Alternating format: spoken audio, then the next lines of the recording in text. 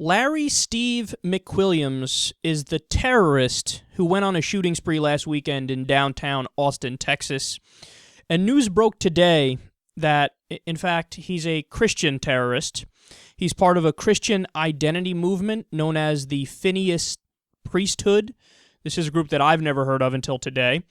They're described as, quote, a Christian identity cult originating in the Pacific Northwest that opposes interracial relationships, homosexuality, and excessive taxation.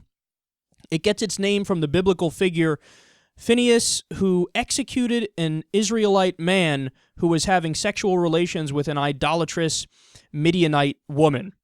So Raw Story explains, quote, there are no meetings and membership only entails adopting and acting upon its beliefs, which include murdering gays, interracial couples, and abortion doctors.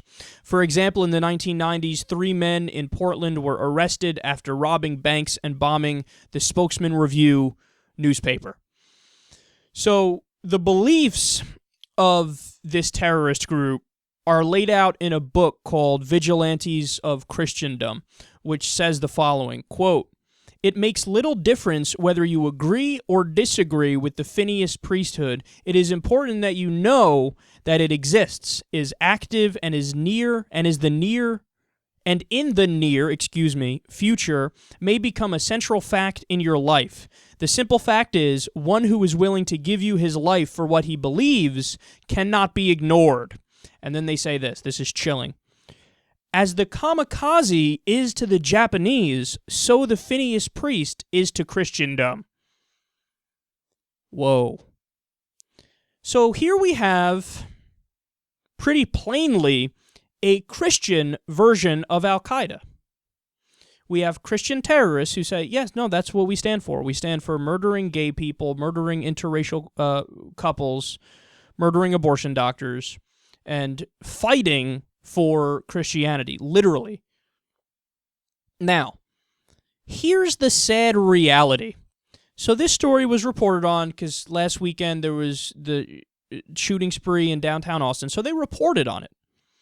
But are they gonna come back to it and cover it for a week straight, screaming with their hair on fire because indeed it was the T word. It was terrorism. See, at the time, everybody just called it a shooting spree. Why? Because it was a white dude. If it's a Muslim, the default would have been, it must be terrorism. Well, now we know it's terrorism, and it was a white dude, but is the media going to flip out and cover it and say, oh my God, we should all be afraid, we should take away the Constitution and everybody's civil liberties, and we need security, yada yada. They won't do that. Why won't they do that? Because it wasn't the kind of terrorism that generates headlines for them and gets eyeballs on the TV and gets all these white people scared and afraid.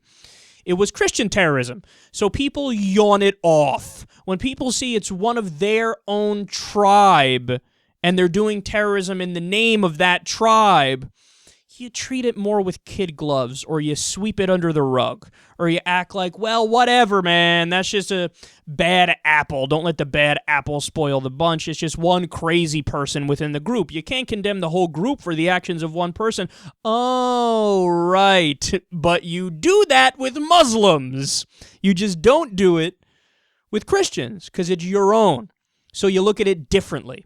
But this also feeds into something that we talk about all the time, that there was the great Department of Homeland Security study that was commissioned under the Bush administration, released in 2009, and what they found is that tallying up all of the terrorist attacks and the planned terrorist attacks, foiled and not foiled, from the 1990s until 2009, when they did that, they found that 56% of the terrorist attacks in America are from right-wing terrorists. Number one, right-wing terrorists. But you don't feel that, do you? And you don't think that, do you? And everybody kind of buys into this broad idea that we see throughout the media in the U.S. that, well, if it's a Muslim, it's likely terrorism, and they're the ones who do all the terrorism. Even smart people like Bill Maher have largely fallen into this trap of, come on, who's doing all the terrorism, guys? Let's keep it real. Who's doing it? Well, again, in the United States specifically, if you look at the data for the United States, the answer is right-wing terrorists. The answer is anti-government extremists. They're called patriot militias oftentimes. Sovereign Citizens is another anti-government group. Now, some of these groups do their terrorism in the name of simply anti-government ideas. And to be clear, in those cases, it's more of a political ideology at work, but they happen to be Christians in most cases when we're talking about that. But here we're talking about, this is right in line with like the KKK, for example, where they're white supremacists and they say, no, this is based on the Bible. This is because we're Christians, we believe this.